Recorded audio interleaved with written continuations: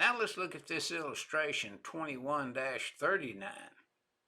And it deals mainly with the selection of seals and drains when it's necessary to have a drain. Notice the seal to the left is a seal without a drain.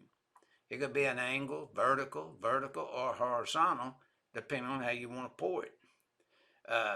Usually, you want it up, especially in existing times, because you would have to come in and pack it and then put the compound in it.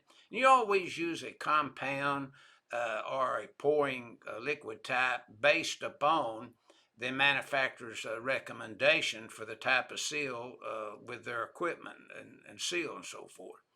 Now the one to the left, we have a little larger type seal because we may be wanting to pour more conductors through it, see.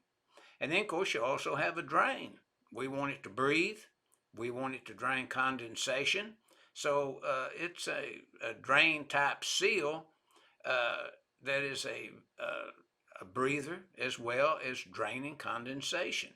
Now the bottom shows the seal packed around with conductors and filler, and you're pouring it. If you don't use the liquid type and shoot it in there.